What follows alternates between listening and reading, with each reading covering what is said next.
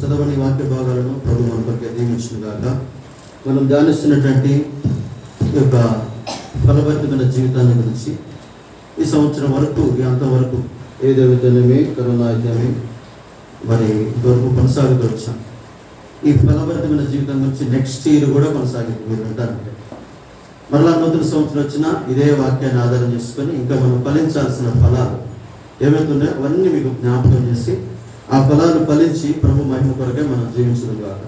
But ఇప్పుడు ప్రభు చెప్పినటువంటి కొన్ని మాటలు చూస్తే యోహాను సువార్తలో ప్రభు చెప్పాడు, మీరు బహుగా ఫలించడం వలన నా తండ్రి మహిమపరచుకున్నాడు. అలాగే లూకా సువార్తలో ఒక తోటమాలిగా విజ్ఞాపన చేస్తున్నాడు, ప్రభు ఈ సంవత్సరం కూడా ఉండనేమో చుట్టూ త్రవ్వి ఎరువు వేస్తాను, అది ఫలిస్తా ఉన్నదని. అలాగే ఎవరు ఫలిస్తారు అంటే 8వ అధ్యాయం 15వ వచనంలో మరి యోగ్యమైన మంచి మనసుతో వాక్యాన్ని విని అవలంబించిన వారు ఫలిస్తారు అని ప్రభు చెప్తూ వచ్చారు. కాబట్టి వారి ఫలాలు ఎలా ఉంటాయో ప్రభు చెప్పాడు. మీరు ఏ పట్టణంలోకైనా వెళ్తే, ఏ గ్రామంలోకైనా వెళ్తే, ఆ గ్రామంలోకి వెళ్ళినప్పుడు, ఆ పట్టణంలోకి వెళ్ళినప్పుడు ఎవడు యోగ్యుడో తెలుసుకొని విచారించి ఆ ఇంట్లో, ఆ గ్రామంలో, ఆ పట్టణంలో ప్రవేశించండి.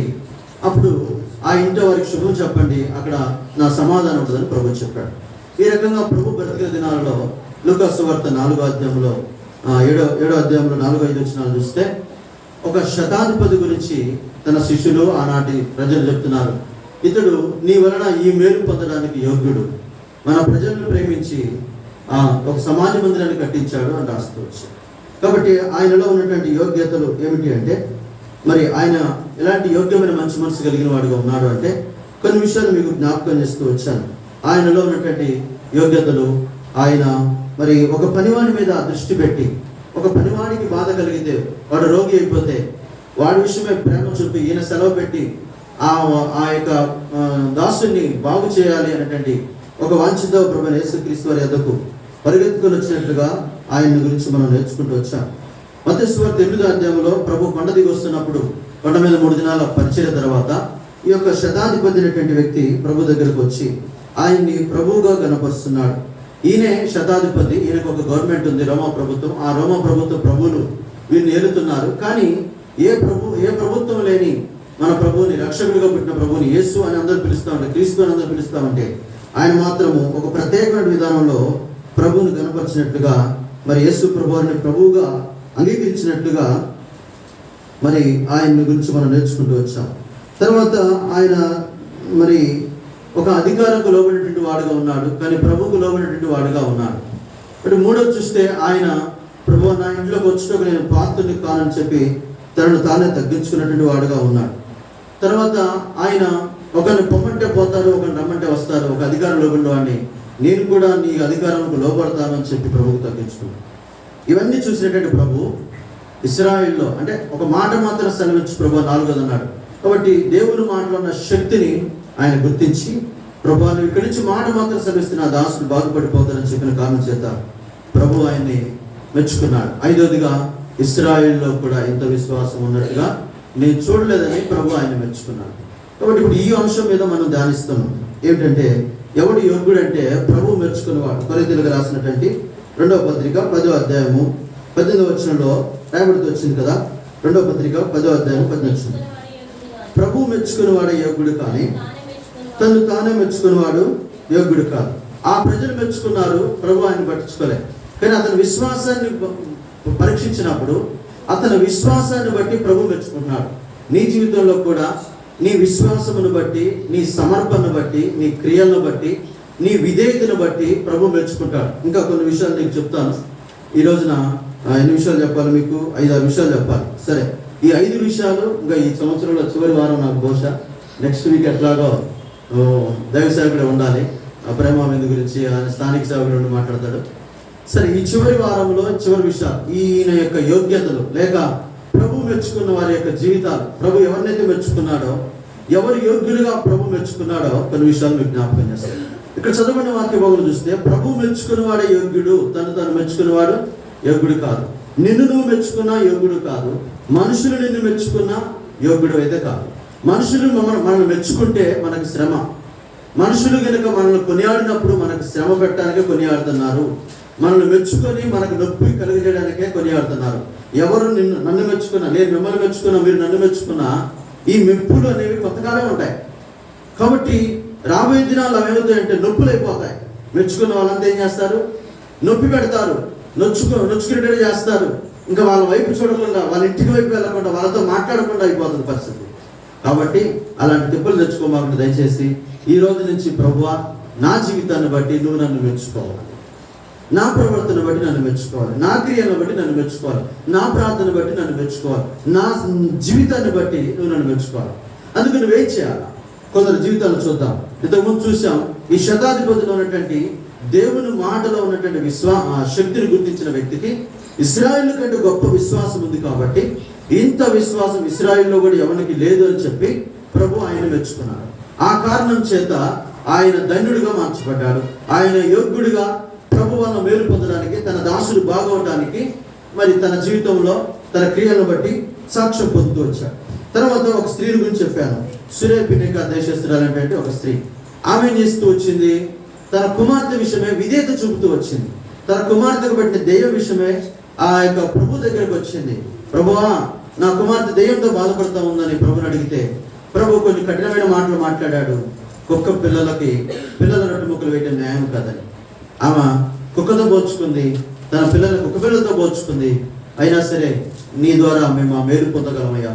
కుక్క పిల్ల లాంటి వారు, కుక్క పిల్లలు కూడా తమ యజమానుడు బలం మీద నుంచి పడే రొట్టె ముక్కల కొరకు అక్కడ కాచుకొని ఉంటాయి కదా, అలాంటి వారు మరి నాకు నా బిడ్డకు మేలు చేయలేదా అని చెప్తే ప్రభు కూడా అక్కడ అమ్మా నీ విశ్వాసం గొప్పదని ఆమెను మెచ్చుకుంటా వచ్చాడు. కాబట్టి ఈ రకంగా ప్రభు ద్వారా మెప్పించబడినటువంటి వ్యక్తులు ఇంకొక 5 ఉన్నారు. మత్తయి సువార్త 2వ చూసినట్లయితే పిల్లలు గమనించండి, 16వ అధ్యాయము 18వ వచనం. మత్తయి సువార్తలో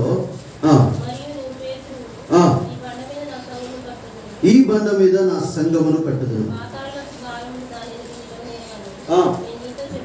చెప్తున్నాను ఒక నిమిషం. 17వ వచనం క్షమించండి. అందుకు యేసు, సీమోను బర్యోనా, నీవు ధన్యుడవు, పరలోకమున నా తండ్రి ఈ సంగతి నీకు బయలుపరచు. గమనించాలా, ప్రభు ఇక్కడ పేతురును, సీమోను బర్యోనా, నీవు ధన్యుడవు అని మెచ్చుకున్నాడు. ఎవరు ధన్యులు అంటే పిల్లరా, బైబిల్ ప్రకారము చాలా విషయాలు ధన్యతలు ఉన్నాయి. కాబట్టి ఆ ధన్యతల్లో మనము కొన్నింటిలో ఉన్నాము, అయితే కొన్నింటిలో లేవు. ప్రభు ఇటు స్థితి గల వారు ధన్యులు, దేవుడు యెహోవా తమకు దేవుడు కాగల జనుడు ధన్యులు అంటే ఆవిడకొచ్చు. తన పాపములకు ప్రాయశ్చిత్తం నొందిన వాడు ధన్యుడు అంటే ఆవిడకొచ్చు. అలాగే యెహోవా తనకు స్వాస్థ్యముగా ఏర్పరచుకున్న వారు ధన్యులు అని ఆవిడకొచ్చు. ఈ రకంగా ధన్యుల జాబితాలో కొందరు ఉన్నారు. కానీ ఇక్కడ ఇతనికి బయలుపరచబడ్డ విషయాన్ని బట్టి ప్రభు అక్కడ అడుగుతాడు సీమోను పేతురుని, నా గురించి లోకం ఏమనుకుంటుంది? ప్రభు ఇలా అనుకుంటున్నారని చెప్పారు. సరే, వాళ్ళు ఏమనుకుంటే నాకెందుకులే, మీకెందుకులే, కానీ మీరు నా గురించి ఏమనుకుంటున్నారు? ఇప్పుడు తనతో 3.5 సంవత్సరాలు జీవిస్తున్నటువంటి ఆ శిష్యులతో పలుకుతున్న మాట ఏంటంటే, మీరు నా గురించి ఏమనుకుంటున్నారు? నా విషయమే మీకున్నటువంటి అభిప్రాయం ఏంటి? నన్ను ఎలా మీరు సంబోధించాలనుకుంటున్నారు? బోధకుడు అనా, ప్రభువు అనా, మెస్సయ్య అనా, క్రీస్తునా, ఏమనుకుంటున్నారు అని అంటే పేతురండి అన్నాడు, నీవు సజీవుడు అయిన దేవుని కుమారుడు అన్నాడు. ఈ మాటను బట్టి, అనగా తనకు బయలుపరచబడినటువంటి ఈ మాటను బట్టి పేతురు ప్రభువుని మెచ్చుకున్నాడు. ఎందుకు మెచ్చుకున్నాడు? పేతురు ప్రభు ఎవరో ఎరిగాడు కాబట్టి మెచ్చుకున్నాడు.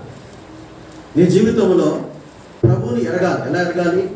రుచి చూచి ఎరగాలి. ప్రభు ఎవరో ఎరగకుండా ప్రభు చేత నువ్వు మెప్పించబడ్డావు. ప్రభు ఎవరో ఎరగాలంటే నీకు అది బయలుపరచబడాలి. ఎలా బయలుపరచబడింది అంటే నువ్వు ప్రార్థనాపరుడు అయితే బయలుపరచబడి. రండి దానియేలు గ్రంథం 2వ అధ్యాయం, దానియేలు గ్రంథము 2వ అధ్యాయము 18వ వచనం. తానును తన స్నేహితులను బబులోనులో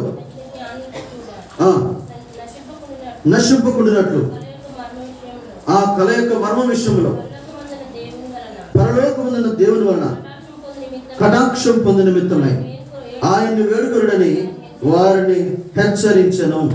అంతట రాత్రి దర్శనం చేత ఆ మర్మం దానియేలుకు బయలుపరచబడిన గనుక దానియేలు పరలోకమున్న దేవుణ్ణి స్తుతించాడు.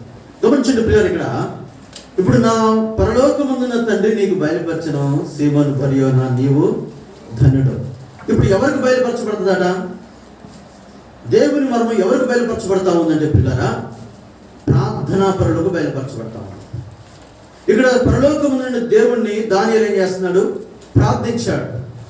ఆ యొక్క జ్ఞానులందరితో కలిసి, తన స్నేహితులతో కలిసి, యూదులతో పాటు జ్ఞానులతో పాటు నశించకుండా ఉన్నట్లు నెబుకద్నెజరుకు వచ్చిన కళాభావం ఏంటో తెలుసుకునే నిమిత్తమై తన స్నేహితులైన షద్రకు మేషకు అబేద్నెగోలను కలుపుకొని వారితో ప్రార్థన చేసి పరలోకమందున దేవుణ్ణి వేడుకొని ఆ మర్మం ఏంటో బయలుపరచబడినప్పుడు స్తుతించాడు. ఇప్పుడు ఎవరు ధన్యులుగా మార్చబడతారు అంటే, ఎవరిని ప్రభు మెచ్చుకుంటాడంటే, సీమోను పేతురు జీవితంలో ఏముంటే ప్రభు మెచ్చుకున్నాడంటే ప్రార్థన, ఆరాధన ఉంది కాబట్టి మెచ్చుకున్నాడు. ఈ రోజున ప్రశ్న, నీ జీవితంలో నువ్వు ఎంత ప్రార్థిస్తున్నావు? ఎన్ని గంటలు ప్రార్థిస్తున్నావు? ప్రార్థనా పరుల చార్ట్ ఎవరింట్లో ఉందో చెప్పండి ఒకసారి. ప్రార్థనా పరుల చార్ట్. ఎవరు మధ్యరాత్రి లేచి ప్రార్థన చేస్తున్నారు? ఎవరు తెల్లారుజామున లేచి ప్రార్థన చేస్తున్నారు? ఎవరు దినానికి 3 పూట్ల ప్రార్థన చేస్తున్నారు? ఎవరు మందిరంలోకి వచ్చి ప్రార్థన చేస్తున్నారు? ఎవరు ఉపవాస ప్రార్థన చేస్తున్నారు? ఎవరు ఆన్లైన్ ప్రేయర్ చేస్తున్నారు? ప్రార్థన చేయకుండా నువ్వు ధన్యుడు ధన్యురాలు కావు. నీకే మర్మం బయలుపరచబడదు.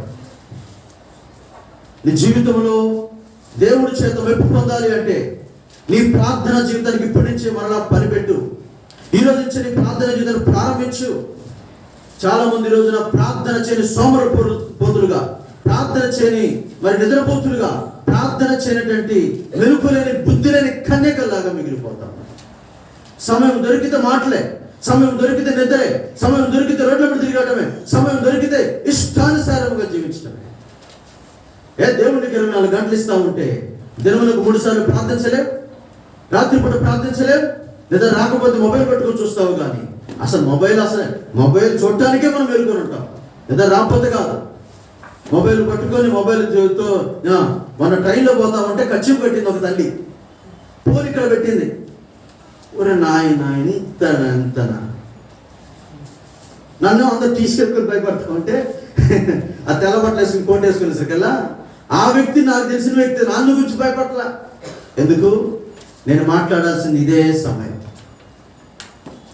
నీ జీవితాన్ని విస్తారమైన మాటలతో ఫోన్లలో మాట్లాడి, వ్యక్తిగతంగా మాట్లాడి, అక్కడిక్కడ కూర్చొని మాట్లాడి, నిద్ర రాకపోతే అటు తిరిగి నీ సమయాన్ని వ్యర్థపరుచుకున్నావు తప్ప ప్రార్థించట్లేదు. ప్రార్థించకపోతే నీకు కలవరం, నీ జీవిత భావం, నీ యొక్క భక్తి భావం ఎలా బయలుపరచబడింది? ప్రభు ఎవరో ఎలా తెలుసుకుంటావు నీవు? ప్రార్థన లేని వారందరూ నశించిపోతారు. ప్రార్థన లేని వారందరూ ఎండిపోతారు. ప్రార్థన లేని వారంతా క్షీణించిపోతారు. ప్రార్థించిన వారి ఆత్మ చచ్చిపోయింది. తన నామమును బట్టి ప్రార్థించడానికి యోహాను సువార్త 15:16 దేవుడు నిన్ను రక్షించాడు. ఆనాడైతే, ఆ కాలంలో సమయంలో అయితే ప్రార్థన పరుడుగా ఉన్నాడు. ఈ కాలంలో అందరికీ ప్రార్థించడానికి తన సొంత ఆత్మనిచ్చాడు. కానీ ప్రార్థించడానికి నోరు రాట్లే, ఆరాధించడానికి, దేవుని స్తుతించడానికి నోరు రాట్లే. ఈ పరలోకమందున దేవుణ్ణి యవనస్తులైన ఈ దానియేలు, షద్రకు మేషకు అబేద్నెగోలు ప్రార్థించి స్తుతిస్తా ఉన్నారు. నీ జీవితంలో ప్రార్థన స్తుతి నిన్ను ధన్యురాలు చేస్తుంది. ప్రార్థించిన వాడు ధన్యుడు కాదు, స్తుతించిన వాడు ధన్యుల జాబితాలో నుంచి కొట్టివేయబడతాడు. కాబట్టి ఈ రోజున నీవు ప్రభు చేత మెప్పించబడాలంటే, మరియు నా ధన్యుడవు నీవని నీ ద్వారా నిన్ను కూడా ప్రభు మెచ్చుకోవాలంటే నీ జీవితంలో ప్రార్థన అధికంగా చేయాలి, నీ జీవితంలో ఆరాధన అధికంగా చేయాలి. అప్పుడు నీకు ఇంకా వేస్ట్ మాటలు మాట్లాడికి ఎక్కడ టైం ఉంటుంది. కానీ నీకు ప్రార్థన చేయడం రాదు, నీకు ఆరాధన చేయడం రాదు. ఫోన్ మాట్లాడమంటే మాట్లాడతారు 24 గంటలు. నీకు దేవుడు ఫోన్ ఇచ్చింది ఎందుకో తెలుసా? అందులో ఎలా భక్తిగా బ్రతకాలో విషయాలు నేర్చుకోవడానికి. అందులో ఎంతో సమాచారం ఉందండి. బైబిల్ సమాచారం ఉంది, పాటల సమాచారం ఉంది, సాక్ష్యాల సమాచారం ఉంది, ఎన్నో ఆత్మీయ సహవాసాల గురించిన సమాచారం ఉంది. ఇంకా ఈనాడు ఎంతో టెక్నాలజీతో కూడిన వర్తమానాలు ఉన్నాయి. దాంట్లో సైంటిఫిక్ వర్తమానాలు ఉన్నాయి. అవి చూడ వాటి అసలు ఆ సైటే ఓపెన్ చేయమని. మనం ఓపెన్ చేస్తే వాట్సాప్, మనం ఓపెన్ చేస్తే ఫేస్బుక్, మనం ఓపెన్ చేస్తే యూట్యూబ్లో మన గ్లామర్ ఎట్లా పెరగాల, మన హెయిర్స్ ఎట్లా పెరగాల, మనం ఎంత అందంగా ఉండాలా, మనం ఎవరితో ఎట్లా చాటింగ్ చేయాలా, మనం ఆన్లైన్లో ఎవరితో ఎంత చాటింగ్ చేయాలా, ఇవే. ఈనాటి యువత దేవుని మర్మాలు ఎరగలేకపోతుంది, వారి భవిష్యత్తు గురించి మర్మాలు ఎరగలేకపోతుంది. ప్రభువా నేనేం చేయాలి నీ కొరకు? ప్రభు ఈ కాలంలో యవనస్తులుగా రక్షించబడ్డాను, సంఘంలో చేర్చబడ్డాను, నేను ఎలా బ్రతకాలి నీ కొరకు? ప్రార్థించేవారు లేకపోతే సంఘంలో క్షీణత స్టార్ట్ అయింది, నిర్జీవత స్టార్ట్ అయింది. ధన్యులు ఉండరండి. కాబట్టి ఇది నా ప్రభు చేత నువ్వు మెచ్చుపడాలంటే ఈరోజు నుంచి ప్రభువా దినమునకు 3 సార్లు ప్రార్థిస్తా, దినమునకు 7 సార్లు స్తుతిస్తా అని చెప్తే బల్లో పాల్గొందా. లేకపోతే నీ జీవితంలో క్షీణించిపోతావు, ఆత్మలో చచ్చిపోతావు. నువ్వు బల్లో పాల్గొంటున్న ఫలితం ఏమీ లేదు. 4 లంగరులలో 1 లంగరు విడిచిపెట్టచ్చు. నువ్వు బల్లో పాల్గొంటే ఏం సుఖం? అపోస్తల బోధ, సహవాసం, రొట్టె విరుచుట, ప్రార్థించుట. మరి ఎందుకు ప్రార్థన అంటే అంత నిర్లక్ష్యం? ఎందుకు ప్రార్థన ఎందుకు వాయిదా వేస్తా ఉన్నావు? ప్రార్థనను కనుక నువ్వు వాయిదా వేస్తే నువ్వు ఆత్మీయంగా చచ్చిపోతావు. కాబట్టి ప్రార్థనా కాలానికి పేతురు, యోహాను పరిగెత్తున్నారు దేవాలయం మీదకి. మరి నువ్వు ఎంతగానో పరిగెత్తున్నావు ప్రార్థన వరకు? నీలో ఎంతవరకు ప్రార్థన ఆత్మ ఉంది? అసలు ప్రార్థించడానికి తలంపు వస్తుందా నీకు? ప్రార్థించడానికి ఆలోచన వస్తుందా ఖాళీగా ఉంటే?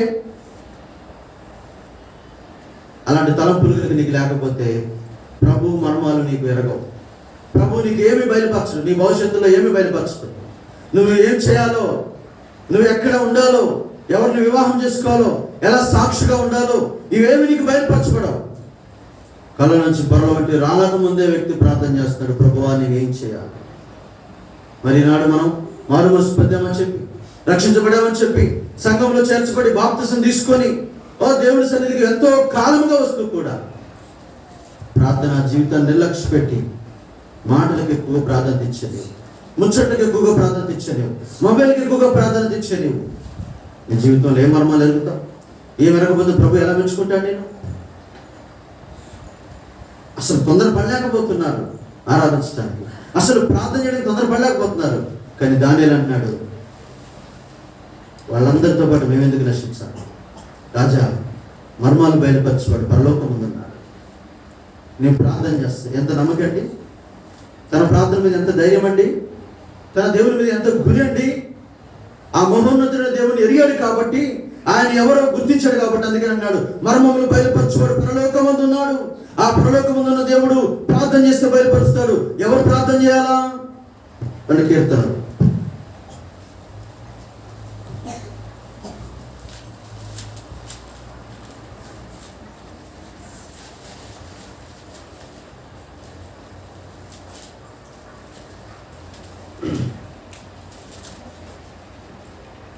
ఇరవై 5వ కీర్తన 14వ వచనం. యెహోవా మర్మం ఆయన యందు భయభక్తులు గల వారికి తెలిసి ఉన్నది, ఆయన తన నిబంధన వారికి. ఎవరికండి? ఇప్పుడు చెప్పండి. యెహోవా మర్మం ఎవరికి తెలుస్తుంది? ప్రార్థించేవారు ఎలా ఉండాలా? ఎలా ఉండాలి చెప్పండి అమ్మా. ఆ సేవకుడు భయపడే వారికి ఉండాలా? సంఘానికి భయపడే వారికి ఉండాలా? ఏది నాలంటే ఎవరికి భయపడే వారికి ఉండాలా? లే ఎవరికి భయపడమంటుంది? తల్లిదండ్రులు కాదు, బంధుమిత్రులు కాదు, యెహోవాకు భయపడమంటుంది. యెహోవా మర్మము ఆయన యందు భయభక్తులు గల వారికి, దేవుని యందు భయభక్తులు గల వారికి దేవుని మర్మము ప్రార్థిస్తూ ఉంటే బయలుపరచబడతా ఉంటుంది. ఈ మర్మాలు బయలుపరచబడకుండా, ఈ భయభక్తులు లేకుండా, ఈ ప్రార్థనా జీవితం లేకుండా నువ్వు ప్రభు ద్వారా మెప్పించబడాలి అంటే, ప్రభు ధన్యుడు అనిపించుకో, ప్రభు నిన్ను ధన్యుడు అనాలంటే ఇంపాసిబుల్ అండి. కాబట్టి ఈరోజు నుంచి నువ్వు దేవుని స్తుతించడానికి నోరు తెరవు. అసలు కొంతమందికి నోరే రావట్లేదు. అసలు ఎంత కాలంగా, ఎన్ని వారాల నుంచి చూస్తాను నేను, ఆరాధించిన వాళ్ళే ఆరాధిస్తున్నారు తప్ప కొత్తగా ఆరాధిద్దాం అనుకునే వాళ్ళకి నోరు రాదు. సంఘ ప్రార్థనలు కూడా అంతే. ఒక్కరిద్దరు ప్రార్థన చేయగానే 3వ వ్యక్తి మూసలం ఇట్లా ఉంటారు కదా. మీ ప్రార్థనకు వచ్చింది అంత దూరం నుంచి ఏమిటికి వస్తున్నారు ఇక్కడికి? ఆ కాన్సెప్ట్ అసలు లేవు. బైబిల్ ఇవాళ ఏమో, ఇవాళ బుధవారం సంఘ ప్రార్థన అయితే అంతే బైబిల్ పెట్టుకొని ప్రార్థిస్తుంటారు. ఇవాళ ఏమారు గురువారం గురువుడికి అంతే బైబిల్ పెట్టుకొని ప్రార్థిస్తుంటారు. అంతేకాదు ఆ పరిచయంలో నేను ఏం చేయాలి? ఇవాళ ఆరాధన నా ప్రభుని తప్పక ఆరాధించి రావాలి. నేను సమయం కల్పించుకోవాలి. నేనే ముందు నోరు తేవాలి నా ప్రభుని అని నీకు ఆలోచనతో రావాలి. ఇవాళ ప్రార్థన కూడిక, ఇవాళ నేను ఒక్కదానైనా సరే ప్రార్థన కూడికి వెళ్ళి నేను ఒక్కదానైనా ప్రార్థన చేసి రావాలి. గంట సేపు వర్తమానం విన్నా ప్రార్థన చేయడానికి నోరు రావట్లే. గంట సేపు ఆరాధన వర్తమానం విన్నా 4 మాటలు ఆరాధన, ఎన్నో సజీలు కూర్చావు, కాపాడావు, చూచావు, ఇంతే. ఇయేనా నేను చెప్పిన విషయాలు? మరి నేను గంటల సిద్ధపడి 20 రిఫరెన్స్లు రాసుకొని వచ్చి ఇంత వేగంగా స్పీడ్గా మీకు సమయం దొరకట్లేదు, మళ్ళీ మిగిలిపోతున్నాయని చెప్పి అరుచుకుంటూ తాక్కుంటూ నీళ్లు తాక్కుంటూ చెప్తా ఉంటే నోరు తెరవడానికి చేయడానికి మాత్రం సాతాను నెత్తిన కూర్చున్నాడు. దేవుడు చేతను ధన్యులు అనిపించుకో. ఎందుకు నువ్వు మందిరానికి వచ్చి 4 వారాలు ఆరాధన చేయకపోతే బలలో పాల్పోతుందని చెప్పేవాళ్ళు అక్కడ ఇంతకుముందు. అసలు పాటలు అయిపోయిన తర్వాత వస్తే బల్ల ఇచ్చి ఇవ్వమని చెప్పారు అక్కడ ఉన్నప్పుడు. ఎవరైనా రోడ్ల మీద తగాదులు ఆడినటువంటి తెలిస్తే అక్కడ బల్ల అని చెప్పారు అక్కడ ఆ రోజున. ఈ రోజున ఒకరి బహుశా నీకు స్వేచ్ఛను తీసుకున్నావేమో నువ్వు. ఇలాంటి వాళ్ళు నేను చెప్తా అంటే నాలాంటి వాడు మాటలు పట్టించుకోకుండా స్వేచ్ఛను కోరుకుంటే నువ్వు లెస్ అయిన జ్ఞానానికి విరోధి. సామెతలు 18 వచ్చిన వేరుండకూడదు వారు స్వేచ్ఛానుసరుడు, వాడు లెస్ అయిన జ్ఞానానికి విరోధి.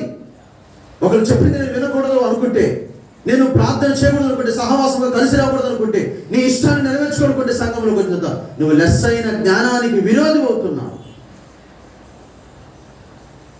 యెహోవా యందు భయభక్తుల జ్ఞానమునకు మూలమని చెప్తా ఉంటే అది దానికి విరోధి అవుతున్నావు దేవుడు. కాబట్టి నువ్వు మెప్పింపబడవు, నువ్వు ప్రభు చేత మెచ్చుకోబడవు, నువ్వు ధన్యులు కా. నీ పాపాలకు ప్రాయశ్చిత్తం కలగవచ్చు, ఆధీనత ఉండొచ్చు, దేవుడు నమ్మొచ్చు, ఆధీనత ఉండొచ్చు, కానీ ప్రార్థించేవారు ధన్యులు. ఒక భక్తుడు అక్కడ రాశాడు, ప్రార్థనాపరుడు కలిగిన తల్లులు కలిగిన పిల్లల ధన్యులు అంటాడు. ఏ తల్లి అయితే ప్రార్థిస్తుందో ఆ పిల్లలు ఎలాంటి. మరి అందువరకు నువ్వేం చేయాలి? ఇప్పుడు ప్రార్థనని ప్రాక్టీస్ చేయాలి. ఒక తండ్రిగా నా పిల్లలు ధన్యులుగా మార్చుకోవాలంటే నేను ప్రాక్టీస్ చేయాలి ప్రార్థన. ఒక తల్లిగా నీ పిల్లలు ధన్యులుగా మార్చుకోవాలంటే నువ్వు ప్రార్థన చేయాలి ప్రాక్టీస్.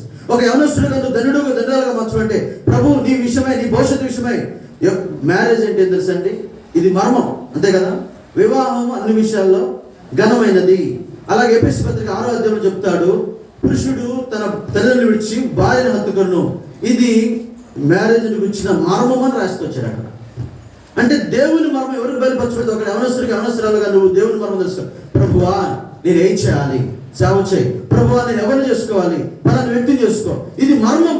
ఇది భయభక్తులు కలిగిన వారికి, ప్రార్థన చేసే వారికి వాగ్దానాలు ఇచ్చి తన మర్మాలను బయలుపరిచి తన చిత్తం అంతా నెరవేర్చి చూపిస్తాడు. అంతేగాని ఈరోజు మన ఆలోచనలు వచ్చి నిర్ణయాలు చేసుకొని నచ్చిన వాళ్ళని మెచ్చుకొని వాళ్ళ గురించి ప్రార్థన చేసి ఈ వ్యక్తి ఈ పేరు ఈ వ్యక్తి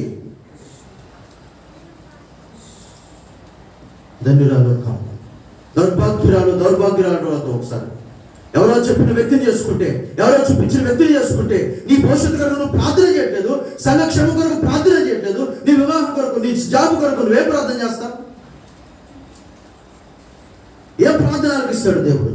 తన సంరక్షణ కొరకు ప్రార్థించని నీ జీవితంలో నీ భవిష్యత్తు కొరకు, నీ కుటుంబం కొరకు చేసే ప్రార్థన ఆలకిస్తాడా? ప్రభు సంఘం కొరకు ప్రార్థించే దాని వాడవే ఉండాలి, ప్రభుని ఆరాధించే వాడవే దానవే ఉండాలి. అలా కాకుండా నీ వ్యక్తిగత జీవితం కొరకు ప్రార్థన చేసుకుని పోతే, అంటే అక్కడ ప్రార్థన చేయడం నోరు వచ్చింది, ఇక్కడ ప్రార్థన చేయడం నోరు రాదా? ఎవరి కొరకు ప్రార్థన చేయాలి చెప్పండి? అసలు బైబిల్ ఎవరి కొరకు చెప్తుంది? మనుషులందరి కొరకు ప్రార్థన చేయాలి. సంఘము క్షేమాభివృద్ధి పొందడం కొరకు ప్రార్థన చేయాలి, దైవ సేవకుల కొరకు ప్రార్థన చేయాలి, అధికారుల కొరకు ప్రార్థన చేయాలి, రాజుల కొరకు ప్రార్థన చేయాలి, రోగుల కొరకు ప్రార్థన చేయాలి. ఆఖరికి సమయం ఉంటే నీ కొరకు ప్రార్థన చేసుకో. లే యెషయానికి స్తోత్రం, నాకు ఎదురవుతుంది, మంచి పలకరించి మా చుట్టూ సెక్యూరిటీ గార్డ్గా ఉండు, ఇదే నీ ప్రార్థన. అంతకంటే ప్రార్థన చేసేటువంటి చేతులు ఎత్తండి. అంతకంటే ఎక్కువ చేద్దామంటే సాతాను ఊరుకోండి, నిద్రపో. మరి నేను ప్రార్థిస్తేనే నిద్ర వచ్చింది, ప్రార్థన చేయకుండా నిద్ర రాదు. పొరపాటు 12 అయినా సరే ప్రార్థన చేయకుండా ఎవరు వచ్చేది దాంట్లో రికార్డ్ అవుతుంది ఎవరో దేవుడు. కాబట్టి ప్రార్థన చేయకుండా ఎంతసేపు ఉండండి, నిద్ర రాదు. ప్రార్థనలోకి మనం మోకరించగానే సేవకులతో సహా కూడా సాధన ఏం చేస్తాడు? నువ్వు ఎక్కువసేపు ప్రార్థన చేస్తే పాతాళ లోకం బంధించుతారా? నువ్వు ప్రార్థన చేయలేదు. నేను ప్రార్థించేవాడు కాబట్టి పేతురుతో అన్నాడు, పేతురు నీ ఎదుట పాతాళ లోక ద్వారాలు ఏం చేయవు? ప్రార్థించే వారిని చూస్తే సాతాను గడగల్లాడిపోయింది, పాతాళ లోక ద్వారము గడగల్లాడిపోయింది. ప్రార్థనా పరులకు కాదండి పాతాళం. ప్రార్థనా పరులు పాతాళంలో ఉన్న వారిని విడిపించడానికి అగ్నిలోంచి కొందరైనా లాగండి అని యూదా పత్రికలో ప్రార్థనా పరుల గురించి రాయబడుతూ వచ్చింది. నీ ప్రార్థన ద్వారా ఎవరు రక్షణ ఉంది? నీ ప్రార్థన ద్వారా నీకేం క్షేమం ఉంది? నీ ప్రార్థన ద్వారా సంఘానికి ఏమైనా మేలు జరుగుతుందా? ఉద్ధరిస్తా ఉన్నావా? లేకపోతే ధన్యురాలు కాదు. ఈ రోజు నుంచి నీ ప్రార్థన జీవితాన్ని ప్రారంభించు. మనలో పాల్పొందేవారు అపొస్తలుల బోధనలో సహవాసంలో రొట్టె విరుచులో ఉన్నారు. ఇప్పుడు ప్రార్థించడానికి కూడా ఎడతెక్క ఉండాలి. నీకు సమయం దొరికితే ఎవరస్తుడా విశ్వాసి, ఓ దైవజనుడా, ఎవరైనా సరే ప్రార్థనలో ఉన్నాడు. ఇదిగో అతడు. కొన్ని గృహాలకు వెళ్తేనేనండి సేవకులకు సపరేట్ గదులు ఉంటాయి. ఆ గదులకు ఒక వాక్యం ఉంది. అక్కడ ఏముందంటే, ఒక సేవకుడి దగ్గర నేను ఒక వాక్యం చూశాను. యెషయా గ్రంథం 52:13, నా సేవకుడు వివేకముగా ప్రవర్తించును, అతడు ప్రసిద్ధికి ఘనత నొందును. ఆ సేవకుడు ఆ ఇంట్లో ఆ సంఘంలో వివేకంగా ప్రవర్తిస్తున్నాడట. ఆ వాక్యాన్ని పెట్టాడు. ఇంకొక సేవకుడి దగ్గరికి వెళ్తే, ఇదిగో అతడు ప్రార్థనలో ఉన్నాడు. మరి ఈ రోజున మనం ఎలా ఉండాలి? ప్రార్థనలో ఉండకపోతే రాకడలో ఎత్తపడదు. రాకడలో ఉండకపోతే ఈ భక్తి అంతా వేస్ట్. ఇక్కడ పరలోకం పోని భక్తి వేస్ట్ అండి. ఎందుకంటే లోకస్తులు చేస్తున్నారు భక్తి, నువ్వు చేస్తున్నావు భక్తి. కాబట్టి ఓ దైవ జనాంగమా, ఓ సంగమా, నువ్వు ప్రార్థిస్తే పాతాళలోక ద్వారాలు నీ ఎదురు నిలబడతాయి. నువ్వు ప్రార్థిస్తే, నువ్వు ఏకీభవించి ఇద్దరు కలిసి ప్రార్థిస్తే పరలోకంలో బంధించబడింది, విప్పబడింది. కలిసి ప్రార్థించడానికి నీకు మనసు ఉందా? సేవకుడితో, సంఘముతో, విశ్వాసులతో, ఒక ఇద్దరు విశ్వాసులు కలిసి ఎక్కడైనా ప్రార్థించిన అనుభవాలు ఉన్నాయా? ఇద్దరు విశ్వాసులు కలిస్తే మాటలే లేదు. దూరం అన్న అక్క పోను, ఇంతసేపా? ఎవరి అక్క నీకు ఏం పెట్టింది? అక్క నీకు ఎవరి అన్న ఏం పెడతాడు నీకు? ఎవరి యొక్క బంధువు ఏం పెడతాడు నీకు? నేను స్టేటస్లో దొరికింది నాకు. నీ ఇంటి పేరున్న పెద్దోడు బంధువు అయినంత మాత్రం ఏమి వరగదా నీకు? నీ ఇంటి పేరు, నా ఇంటి పేరు ఒకటే. నా ఇంటి పేరు కన్నం. ఇంతకుముందు ఎస్ఐ గారు ఉన్నారు, కుమారస్వామి గారు, కన్నం కుమారస్వామి గారు. ఆయన పేరు కూడా అదే, కన్నం కుమారస్వామి గారు అట. నాకేం దొరికిందా? మా బాబాయ్ దొరే పొద్దాకులు పోరా, కలిసిరా. అరే నీకేం ఎందుకులే బాబాయ్.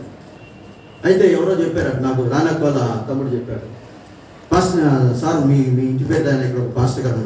సరే కలుద్దాం ఒకసారి ఆయన అన్నారట. నేను కలవాలి, ఆయన కలవాలి. ఇప్పుడు ఆయన ఎవరో సిఐ అయినాడు ఎక్కడ సత్తుపల్లి దగ్గర. ఇక్కడ నుంచి ట్రాన్స్ఫర్లో వెళ్ళిపోయి కలవలే. ఏమొచ్చింది నాకు, ఆయనకి నా ఒపీనియన్ చెప్తూ వచ్చిందా? ఆ ఎస్ఐ గారు లేకపోయినా ఆయన పోయిన తర్వాత ఎస్ఐ గారు పోతే 2 సంవత్సరాలు సభలకు పోయి నిలబడే, ఏంటి పాస్టర్ గారు అన్నాడు. సార్ మీ సంతకం కావాలన్నా పెట్టి. ఆ తర్వాత సిఐ దగ్గర పోతే మన వెంకటేశ్వర అంకుల్ వచ్చాడు, సార్ మా పాస్టర్ గారు సంతకం పెట్టినట్టే. సిఐ పెట్టిండు. మళ్ళీ తర్వాత ఆయన పేరు ఇంకేదో వైరాలో డిఎస్పీ గారు కూడా పెట్టాడు. నా ఇంటి పేరు ఉంటేనే పెట్టాను సంతకాలు. ప్రార్థనాపూర్వకంగా పోయాను నేను. ఆ పైన పట్టుకున్నాను, కొత్త కార్యక్రమాన్ని కొరకు ప్రారంభిస్తున్నాను. ఎవ్వరూ ఆటంకపరచరు. 2వ సభలకు అయితండి మధ్యలో సిఐ గారి దగ్గర కూడా పోలే. నూనె వెంకటేశ్వర, ఆయన కూడా దేవుడు నమ్ముకున్నాయి. డైరెక్ట్ డిఎస్పీ గారి దగ్గర పోయా. మరలా వెంకటేశ్వర అంకుల్ తీసిపోయాడు. ఏమే వెంకటేశ్వర్లు సిఐ గారు సంతకం పెట్టారు. మా పాస్టర్ గారు సార్ మీరు పెడతారంటే అమ్మని చెప్పాను అన్నాడు. సర్లే రండి పాస్టర్ గారు కూర్చోండి అన్నాడు. డిఎస్పీ గారు కూడా కూర్చున్నాను నేను. ఏంటంటే మీ పేరు రాజండి, ఎప్పటి నుంచి యానివర్సరీ మీటింగ్స్ అండి, 10వ తారీఖు. మరి ఈ ఎలక్షన్ కోడ్ ఉంది 2019లో, మేబీ 10 కల్లా క్లోజ్ చేసుకోండి. ఎవరైనా వస్తే ఒక ½ an hourలో ముగించేస్తాను చెప్పండి. ఆయన గారు చెప్పారు. నా ఇంటి పేరు ఉన్నాడు ఉద్ధరించడం, ఒంటి పేరు ఉన్నాడు ఉద్ధరించడం. ప్రార్థనాపరుడికి భూలోకంలో ఎక్కడికి పోయినా సహకరించేవాళ్ళు ఉంటారు.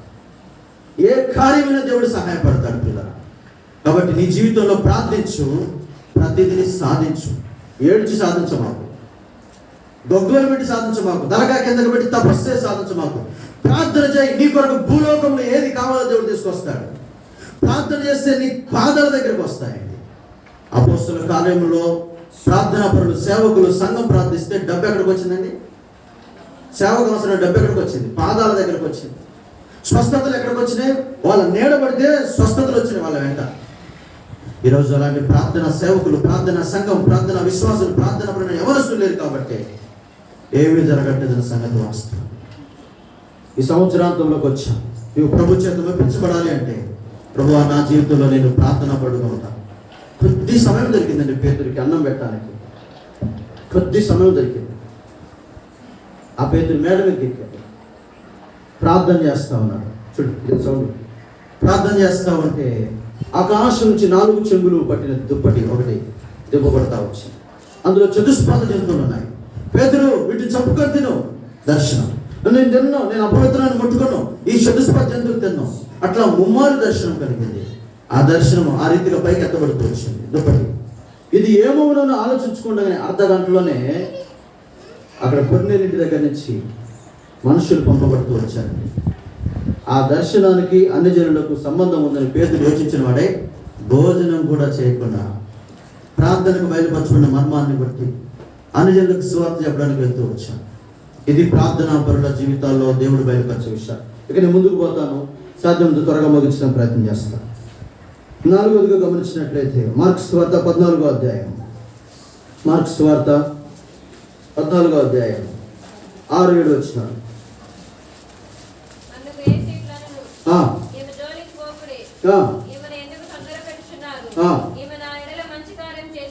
చాలు. ఈమె నా ఎడల మంచి కార్యము. చూడండి, ఒక స్త్రీ, పాపాత్ముల స్త్రీ ఉందండి. ఆ మిగుల విలువ కలిగిన అత్తరుపుట్టి తీసుకొచ్చింది, ఆయన్ని అభిషేకించింది, ఆయన పాదాలకు పూసింది. ఆ స్త్రీ ఆ అత్తరుపుట్టి పగలగొట్టి ఆయన పాదాలకు పూస్తే శిష్యులు అనుకుంటారు, ఎందుకంటే ఇంత డబ్బులు విలువ కలిగిన ఈ అత్తరుపుట్టిని తీసుకొచ్చి పాదాలకు పూసింది, ఇదే కొత్త ఆయన పాదాలకు మీద. లూకాసు వార్త 7వ అధ్యాయంలో ఆ సీమోన్ ఇంట్లో భోజనానికి కూర్చుంటే అక్కడ పోయి ఒక స్త్రీ, పాపాత్ముల స్త్రీ. బేతనియాలో ఆ మరియా, మార్త, లాజరస్ సహోదరి పోయి. ఇక్కడ కూడా ఒక స్త్రీ ఆయన పాదాలకు అత్తరు పూసి విలువైనటువంటిది ఆయనకి అప్పగిస్తే అక్కడ వాళ్ళు గునుకుంటున్నారు, సనుకున్నారు. మీరు ఎందుకు సనుకుంటున్నారు? మీరు ఎందుకు గునుకుంటున్నారు? మీరు గునుకోవద్దు, సనుకోవద్దు. ఈ స్త్రీ నా విషయమే ఒక మంచి కార్యం చేసింది. స్త్రీలారా, ఈ రోజున సంఘానికి అనగా ప్రభు విషయమే ఏం చేద్దాం అనుకుంటున్నారు? మీరు మంచి కార్యాల విషయంలో పేతురు రాసిన మొదటి పత్రిక 3:13 రాయబడి వచ్చింది. మంచి విషయాల్లో ఆసక్తి కలిగిన వాడితే మీకు హాని చేయవాడేవాడు. వాడు ముట్టుకుంటాడు మిమ్మల్ని ముట్టుకున్నవాడు దేవుడు కనుగుడ్డును ముట్టుకున్నవాడితో సమానం. నువ్వు ప్రభు విషయమే ఏదైనా ఒక మంచి కార్యం చేస్తే, ఒక స్త్రీగా, ఒక యవనస్తురాలుగా, ప్రభు అంటున్నాడు ఈమె జోలికి రావద్దు. ఒక యవనస్తురాలు ఉన్నదండి, దేవుడు నమ్ముకుంటా ఉంది. ఆ యొక్క యవనస్తురాలు భక్తిగా జీవిస్తూ ఉంది. అయితే ఒక రోజున తను ఎక్కడికో చర్చికి వెళ్ళి వస్తూ ఉంటే దొంగల చేతిలో చిక్కింది. తను చుట్టుముట్టారు. ఆ యవనస్తురాలు, ప్రభు నేను ఒకదాన్ని, నాకు భయం వేస్తా ఉంది, మరి ఈ దొంగలు మూకున్నారు, ఏం చేయాలో నాకు అర్థం కావట్లేదు, ప్రభు నాకు సహాయపడాలి. ఆమె చుట్టూ దగ్గరకు వస్తూ ఉన్నారు. ఎక్కడికి వెళ్ళి వస్తున్నావు పాప? ఏదో ఎగతాలు చేశారు. నేను చర్చికి వెళ్ళి వస్తాను అనుకున్నాను. ఆహా, నువ్వు ప్రార్థనకి వెళ్ళి వస్తున్నావా అన్నారు. అయితే మరి ఇప్పుడు మాతో పాటు నువ్వు రావాలని. ఎక్కడికంటే మీరు చెప్పిన కాడికి రావాలన్నారు. లేదు అంకుల్, నేను ఇంటికి వెళ్ళాలి, మా ఇంటి దగ్గరికి వస్తున్నాను. లేదని చెప్పేసి వాళ్ళు ఆమె దగ్గరికి రాబోతున్నప్పుడు అండి, ఆమె చుట్టూ ఒక అగ్ని వలయం నిలబడుతూ వచ్చింది. తర్వాత ఆమెను సమీపించబోతున్నారు, పట్టుకోబోతున్నారు. ఎక్కడని వెతుకుతున్నారు, ఆమెను సమీపించలేకపోతున్నారు. అగ్ని చుట్టూ, ఆమె చుట్టూ వలయంలాగా ఉంది. ఈ లోపల ఆ స్త్రీ తప్పించుకుని వెళ్ళిపోయింది. ఈ దొంగలు కొంచెం ముందుకెళ్ళిన తర్వాత మరొక ఒక యవనస్తురాలు కనిపించింది. ఆమె దొరికింది, ఆమెను రేప్ చేశారు. ఈ దొంగలు కూడా దొరికారు. వీళ్ళని పోలీస్ స్టేషన్లో ఉంచారు. ఈ స్త్రీ కూడా వెళ్ళి, పలానా దొంగలు నన్ను పట్టుకున్నారు, నా విషయమై ఇలా చేయబోయారని కేసు పెట్టింది. ఎంతమంది అంటే 6 దొంగలు పెట్టింది. ఆ తర్వాత అక్కడ దొరికిన దొంగలు కూడా 6. సరే విచారించారు. విచారించినప్పుడు, ఎవర్రా మీరు, ఎక్కడి నుంచి వచ్చారంటే పలానా ఊరుంది, ఇలా చేసేటోళ్ళం మేము. సరే ఆ విచారణలో ఏమైపోయిందంటే, వాళ్ళు ఇంతకు ముందు ఎక్కడైనా చేశారంటే, ఇంతకు ముందు కూడా ఒక యవనస్తురాలు మేము పట్టుకోబోయాము. మరి మాకు ఆమెను పట్టుకోబోతున్న కొలది, సమీపిస్తున్న కొలది ఒక అగ్ని ఆమె చుట్టూన్నట్టుగా కనిపించింది. అదేదో మాకు అర్థం కాలేదు. ఆ తర్వాత యవనస్తురాలు పోయిందట స్టేషన్కి. వారిని క్షమించి తన చుట్టూ ఉన్న అగ్ని దేవుని కాపుదలను గుర్తించి, నా ప్రభు నన్ను కాపాడాడు, వీరు నన్ను ఏం చేయలేదు, వీరి మీద కేసు తీసుకుంటున్నా అని చెప్తే ఆ దొంగలు కూడా మారు మోసపోతారు. సరే, ఇక్కడ మిమ్మల్ని కావాల్సిందంటే, నువ్వు దేవుని కొరకు ఏదైనా ఒక మంచి కార్యం చేస్తే మీకు హాని చేసేవాడు ఎవడు లేదు. సంఘంలో ఎవరి ద్వారా నీకు హాని జరగదు. సేవకుడి ద్వారా జరగదు, పురుగు వారి ద్వారా జరగదు, శత్రువుల ద్వారా జరగదు, దొంగల ద్వారా జరగదు, పాముల ద్వారా జరగదు, ఏ చతుష్పాద జంతు ద్వారా ఎటువంటి అపాయం నీకు జరగదు. ఈరోజు నువ్వు ప్రభు కొరకు ఏం చేద్దాం అనుకుంటున్నావు? ప్రభు విషయమే ఏం చేద్దాం అనుకుంటున్నావు? నువ్వు ప్రభుని అభిషేకించడానికి, ప్రభు సంఘాన్ని అభిషేకించడానికి, ప్రభు సంఘాన్ని గణపరచడానికి, ప్రభు సంఘంలో గొప్ప పరిచయం జరగడానికి, ప్రభు విషయమే మంచి కార్యం చేస్తే, ప్రభు కార్యాల్లో నువ్వు ఎప్పటికీ ఆసక్తి కలిగి ఉంటే, సహోదరులారా, మీరు మెప్పు పొందుతారు. ఆ రోమ పత్రికలు చదవండి, కొందరు పేర్లు ఉంటాయి. ఫిలిప్పీయులకు రాసిన పత్రికలు చదవండి. క్లెమెంతో, యువోదియా అనే సహోదరులు నాకెంతో సహకరించారని, ఆ సహకారుల పేర్లు జీవ గ్రంథంలో రాయబడ్డాయని పౌలు చెప్తున్నాడు. ఈనాడు సంఘంలో స్త్రీలుగా ఉన్నవారు సేవలో సహకరించేవారే. ఈ శరీరం కొరకు, ఈ సంఘం కొరకు ఒక మంచి కార్యం చేసే స్త్రీలు ఎక్కడున్నారు? నా ప్రభు సంఘం కొరకు ఒక మంచి పని చేస్తా నేను. నువ్వు మంచిదానవుగా అనిపించుకోవాలంటే, ప్రభు నిన్ను మెచ్చుకోవాలంటే, నీ జోలికి ఎవరు రాకుండా ఉండాలి అంటే ప్రభు సంఘము కొరకు, ఆయన విడిచిపెట్టిన ఈ సంఘము కొరకు, ఆయన కొనుక్కోబట్టకు రాబోతున్నటువంటి ఈ సంఘము కొరకు, ఆయన శరీరం లాంటి ఈ సంఘము కొరకు నీవు ఒక మంచి కార్యం చేసే వాడవో దానవై ఉండాలి. సంఘాన్ని పట్టించుకునే స్త్రీలే లేవు. మీరు నిజంగా సంఘాన్ని పట్టించుకుంటే ఈ బూజు ఎందుకు ఉంటుందండి ఈ సంఘంలో? మీరు నిజంగా సంఘాన్ని పట్టించుకుంటే ఈ మందిరం ఎందుకు ఉండేది ఎట్లుంటుందండి? మీరు నిజంగా సంఘాన్ని ప్రభు విషయం ఏదైనా ఒక మంచి కార్యం చేస్తే ఇన్ని సంవత్సరాలు మందిరం లేకుండా, ఇల్లు లేకుండా, సేవకుడు ఇక్కడ లేకుండా, మీరు రావడానికి పోవడానికి ప్రార్థన చేయడానికి ఏమి లేకుండా ఎందుకు ఉంచుతారండి? ఈమె ఏం చేసిందంటే కింద ముందు వచ్చిన రోజు చూడండి,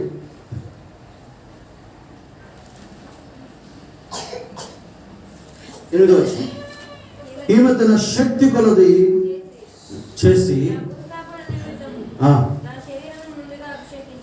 అంటే సంఘమును అభిషేకించింది. నువ్వు శక్తి కొలది చేస్తే సంఘానికి అభిషేకం. నీ శక్తి కొలది చేయి. ఇంతకుముందు చెప్పే కదా, దేవుని సేవ కొరకు ఒక రెడ్డిస్ కుటుంబంలో రక్షించబడినామా, సాక్ష్యం ఇవ్వడం కొరకు పళ్ళన్నీ ఓడగొట్టుకున్నాడు. సాక్ష్యం చెప్పాలా, దేవుని సేవకు సహకరించాలా, బయటికి పోవాలా, మీటింగ్కి వెళ్ళి నీ దేవుని వాక్యం వినాలి, సాక్ష్యం చెప్పి రావాలి. మరి అలా పోవాలంటే ఏం చేయాలా? ఉన్నది ఒకటే ఆధారం, పళ్ళు బిగించుకోండి. ఎందుకంటే ఏ రోగం లేదు, ఏ సమస్య లేదు, మంచిగా కూర్చొని తినొచ్చు, కూర్చొని తిన్న తరగతి ఆస్తి ఉంది. ఆమెకు వచ్చింది ఒకటే ఆలోచన, నా ప్రభు కొరకు నేను ఏదైనా చేయాలంటే, సాక్ష్యం వేయాలంటే నాకు ఏ జబ్బు లేదు కాబట్టి పంటి నొప్పి అండి అని చెప్పింది. పంటి నొప్పి కనపడిందా? అనుభవించే వాళ్ళకి తెలిసింది, కనపడదు. కాబట్టి ఇప్పుడు పంటి నొప్పి అంటుంది, పోతుంది, పన్ను ఒడగొట్టుకుంటుంది, సువార్త చెప్తుంది, సాక్ష్యం చెప్తా ఉంది, తన బిడ్డల కొరకు, కుటుంబం కొరకు ప్రార్థన న్యాయమని ప్రార్థనా సహాయం కోరొచ్చింది. ఇవాళ L&T సిమెంట్ సంస్థ ఫ్యాక్టరీ ఓనర్స్గా ఉన్నారు ఆ కొరకు. ఆ తల్లి 32 పన్ను ఓడగొట్టుకొని సాక్ష్యం ఇస్తే తనకున్న డబ్బంతా సేవ కొరకు ఖర్చు పెడితే ఆ కుమారులు ఈ రోజున ఫ్యాక్టరీ ఓనర్స్ MDలుగా ఉన్నారండి. ఈ రోజున నీ శక్తి కొలదులు చేస్తే నీ సంఘం కొరకు, నీ కుటుంబం దేవుడు దీవిస్తాడు. ప్రభు నిన్ను మెచ్చుకుంటాడు. నా ప్రియమైన సహోదరులా, ప్రభు వల్ల మెప్పొద్దా మీకు? మనుషులు మెచ్చుకోవాలా మిమ్మల్ని? సేవకులు మెచ్చుకోవాలా మిమ్మల్ని? ఈ మధ్య కొందరు సేవకులు కాకాపడతా ఉన్నారు, దొవ్వండి. ఏమీ కాదు, ప్రభు సంఘం కొరకు చేయండి. ప్రభు కొరకు ఆమె తన శక్తి కొలది చేసింది. అది ఎవరికి తెలియదు, అక్కడ ఉన్న సమాజానికి అర్థం కాదు. కానీ దేవుడు అన్నాడు, ఈమె నా విషయమే ఒక మంచి కార్యం, నీ జోలికి నువ్వు మంచి పని చేస్తే నీ జోలికి ఎవ్వరూ రాదు, దీన్ని ఎవ్వరూ తిట్టరు, ఎవ్వరూ దూషించరు, ఎవరు తప్పు పట్టరు, నీ విషయం ఎవరు బాధపడరు. ఒకవేళ నాలంటూ ఏమైనా బాధపడినా ప్రభు అంటాడు, నా కన్నులు తెరుస్తాడు, చూడు నా విషయం ఒక మంచి కార్యం చేసింది. ఒక స్త్రీ తన శక్తి కొల చేసింది. నీ విషయమే దేవుడు ఇటువంటి సాక్ష్యం ఇవ్వడానికి నీవు ముందుకు రావాలి. 5గా గమనించినట్లయితే లూకా సువార్త 18వ అధ్యాయం 10వ వచనం సార్ 9 కూడా, తామే నీతిమంతులమని తమను నమ్ముకొని ఇతరులను తృణీకరించి కొందరితో ఆయన ఉపమానం చెప్పాను. ప్రార్థన చేయటకై 2 మనుషులు దేవాలయంలోకి వెళ్ళి వారిలో ఒకడు పరిసేయుడు, ఒకడు సుంకరి. 14వ వచనం, అతని కంటే ఇతడు నీతిమంతుడిగా తీర్చబడి తన ఇంటికి వెళ్ళిన మీతో చెప్పుచున్నాను. దేవాలయంలోకి 2 మనుషులు వచ్చారు, సుంకరి వచ్చినాడు, పరిసేయుడు వచ్చినాడు. పరిసేయుడు మొదట ప్రార్థన చేశాడు, ఆరాధన చేశాడు, అర్పణలు ఇచ్చాడు, దశభాగాలు ఇచ్చాడు, అన్నీ ఇచ్చాడు. సుంకరి రాగానే ప్రార్థన మార్చాడు. ఈ సుంకరి వలె ఉండనందుకు, ఈ యొక్క అన్యాయస్తుల వలె, చోరుని వలె, వ్యభిచారిని వలె, దొంగ వలె ఉండనందుకు నీకు స్తోత్రములని ఆరాధన ప్రార్థన మార్చేసారు కల్లా. అట్లా ప్రభు ఏమన్నాడు తెలుసా? తామే నీతిమంతులు అనుకొని ఇతరులను తృణీకరించు. ఈ రోజున సింపుల్గా వస్తుంది. ఎందుకో ఈ మాట కొందరు జీవితాల్లో చూస్తే అండి ఎంత తృణీకరించినట్టు మాట్లాడతారంటే, ఇంకా తెలిసి రావాలి వాళ్ళకి, మేము ఇట్లా చేస్తున్నామని, ఇట్లా చేస్తున్నామని తెలిసి రావాలంటే తృణీకరిస్తాం. అయితే నువ్వు తృణీకరిస్తావు కానీ నా ప్రభువు నిన్ను తృణీకరించిన వారందరూ వచ్చి నీ పాదాల దగ్గర పడతా. నువ్వు నీతిమంతుడివే. మరి నీతిమంతుడు అయితే ఎందుకు ఇతరుల్ని తృణీకరిస్తావు? నీకు ఇచ్చాడు అధికారం దేవుడు తృణీకరించమని. కొన్ని తృణీకరించే అధికారం ఒకరు ఇస్తే తృణీకరించలే. ప్రార్థనకు వచ్చేవాడు ఇతరుల ప్రార్థన తృణీకరించడం ఏంటి? అది దేవుని సన్నిధిలో, దేవుడు ఉన్నటువంటి ఆలయంలో, ప్రభు శరీరధారిగా ఉన్న ఆలయంలో ఇతరులు తృణీకరిస్తామంటే వీడి ధర్మాలు పోయా, వీడి ఆరాధన పోయా, వీడి యొక్క అర్పణలు పోయా, వీడి దశభాగాలు పోయా, వీడి నిష్ఠ పోయా, వీడి యొక్క ధర్మశాస్త్ర పద్ధతి ప్రకారం మర్యాద అంతా పోయా. అంతా పోగొట్టుకొని ఇతని కంటే ఇతడు నీతిమంతుడు. తగ్గించుకున్న వాడిని ప్రభు విడివడండి. నలిగిన రెల్లును ఆయన విడివడు. నువ్వు ఎంత నలిగిపోతావో అంతగా ప్రభు నీకు సమీపంగా ఉంటాడు. ఇక్కడ నలుగుతున్న వారిని విడివని దేవుడు మెచ్చుకుంటాడు. ఈ వ్యక్తిని అన్నాడు, ఇతడు నీతిమంతుల మీద నాకు అందిస్తున్నాడు. నీ జీవితంలో కొందరిని తృణీకరిస్తున్నావు. ఎందుకు? వారి భక్తి వేషాలు చూసి, నీ భక్తి వేషాలు చూసుకొని నీ నీతిమంతులు అనుకొని నాకు అక్కర్లే ఇతనితో, నాకు అక్కర్లే వీళ్ళతో అని తృణీకరించే దానవుగా వాడవగా ఉంటే నువ్వు నీతిమంతుడు కావు. ఎవరు నీ ద్వారా తృణీకరించబడుతున్నారో వాళ్ళే నీతిమంతుడు ప్రభు దృష్టిలో. వాళ్ళనే ప్రభు మెచ్చుకుంటున్నాడు. ఇతడు నీతిమంతుడు. వాస్తవంగా పాపినైన నన్ను కనికరించన్న వాడిని దేవుడు నీతిమంతులుగా మార్చాడు. అవును, ఎవరు తగ్గించుకుంటారో వాళ్ళు కనికరించబడి నీతిమంతులుగా మార్చబడతారు. ఎవరు ఇతరులు తృణీకరిస్తూ హెచ్చించుకుంటారో వాళ్ళు కనికరం పొందిన సంగతి కూడా మర్చిపోయి కనికరం లేని తీర్పు పొందుతారు. కనికరం చూపని వాడు యాకోబు పత్రికలో 2వ అధ్యాయం రాయబడి వచ్చింది, కనికరం లేని తీర్పు పొందుతాడు. కాబట్టి నువ్వు కనికరించబడ్డావు, కనికరం చూపు. ఇతరులు తృణీకరించమా. నీ భక్తిని చూసి, నీ జీవితాన్ని చూసుకొని, నీలో కూడా ఉంది మచ్చ, నీలో కూడా ఉంది లోపము, నీలో కూడా ఉంది ప్రభు మెచ్చుకోలేటువంటి ఆ పరిస్థితులు. కాబట్టి ప్రభు మెచ్చుకునే రీతిగా ప్రవర్తించడానికి నువ్వు పాము మీద తగ్గించుకో. ప్రభు నిజమే, ఆ వ్యక్తి నా గురించి ఇలా చెప్తున్నాడా, ఆ విషయాలు నాలో ఉన్నాయి నాయన, అది తగ్గించుకో. నువ్వే నీతిమంతుడు అవుతావు, నువ్వే నీతిమంతురాలు అవుతావు. కాబట్టి ఇటువంటి జీవితం ప్రభు నీకు అనుగ్రహించిన కాక. ఇతరులు తృణీకరించే వారిని ప్రభు మెచ్చుకోవట్లేదు, తృణీకరించబడిన వారిని ప్రభు మెచ్చుకుంటున్నారు. కాబట్టి నువ్వు తృణీకరిస్తున్నావా, తృణీకరించబడుతున్నావా? తృణీకరించబడిన దానమైతే వాడవైతే ప్రభు మెచ్చుకుంటాడు. తృణీకరించే దానవు వాడవైతే ప్రభు నిన్ను తిరస్కరిస్తాడు. ఆ రోజుగా గమనించినట్లయితే లూకాసు వార్త 21వ అధ్యాయము మొదటి 2 వచనాలు.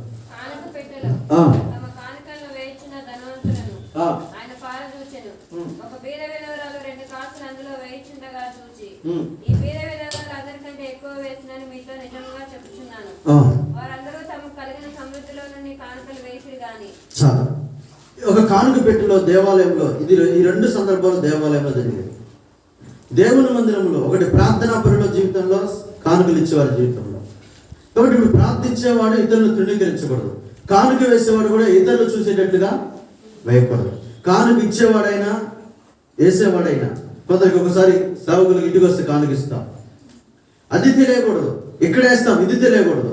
సరే, ఇక్కడ ప్రభు ఈమెను ఎందుకు మెచ్చుకున్నాడు, ఆ ధనవంతులను ఎందుకు మెచ్చుకోలేదంటే, ఆ కానుక పెట్టలు అనేకులు వస్తారు, ధనవంతులు కూడా వేస్తారు. ధనవంతులు తమకు కలిగిన ధనములో వాళ్ళు వేసుకుంటూ పోతున్నారు. ఇప్పుడు ఇక్కడ ఒక బీద విధురాలు ఉంది.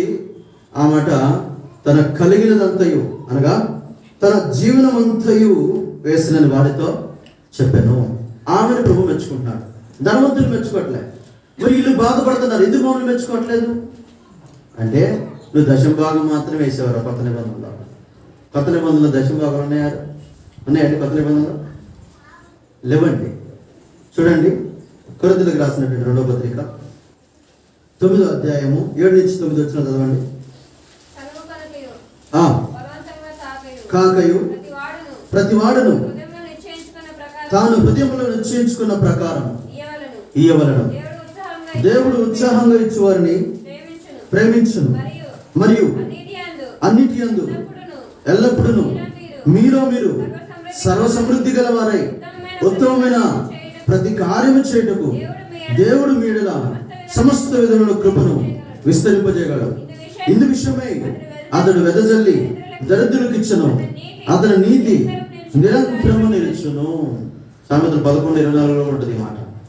వెదజల్లాలటండి. వెదజల్లేటప్పుడు దశమ భాగాలు లెక్క పెట్టుకొని వస్తాం. అది వెదద్దైంది అయితా. వెదజల్లేటప్పుడు చేతికి ఎన్ని విత్తనాలు వస్తే అన్నీ. మళ్ళీ ఎట్లా ఈ చేతితో వెదజల్లుతాం, మళ్ళీ ఒడి చేతిలో పెడతాం, మళ్ళీ చేతిలో పెడతాం. అంటే కుడి చేతి చేసేది ఎడం చేతి తెలియట్లే, ఇక్కడ ఎడం చేతి చేసేది కుడి చేతి తెలియట్లా. ఈ రకంగా ఇవ్వాలి. అయితే ఈమె ఏం చేసిందంటే, ఆమె అనుకుందాం ఒక వారం రోజుల పని మనిషి అనుకుందాం, లేదా నెల రోజుల పని మనిషి అనుకుందాం. నెల దినాలకు వారం దినాలకు ఆమెకి జీతం వచ్చిందండి. ఈ జీతం అంతా ఏం చేసింది తెలుసా? దేవాలయంలోకి వచ్చి కానుక పెట్టెలో తన జీవనం అంతా వేసింది. అంటే ఇంటి దగ్గర ఏం మిగుల్చుకోలేదు అననీయ సభ్యులలాగా. అలాగే పాత నిబంధన కాలంలాగా దశమ భాగాలనే తీసుకొని వచ్చి ఈ ధనవంతుల్లాగా మిగతా డబ్బంతా పెట్టుకొని శాలరీ రాగానే కొంతమంది కొత్త కాగితాలు తెస్తారు, ఇంకొంతమంది సినిగిరి కాగితాలు తీసుకొస్తారు. చిన్నవాళ్ళు సినిగిరి కాగితాలు వేస్తా ఉన్నారు.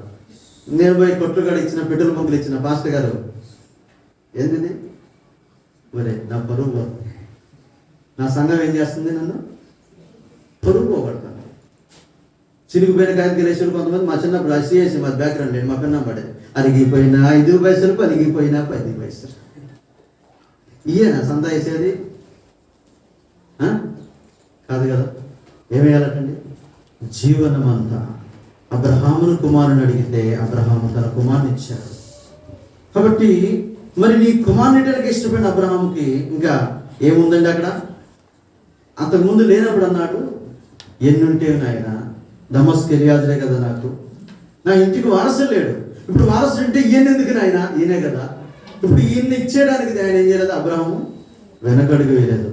కాబట్టి సమర్పణ చేయి. నీ జీవితం అంతా, నీ జీవనం అంతా ఎంత సంపాదిస్తున్నావో ప్రభు పని కొరకు.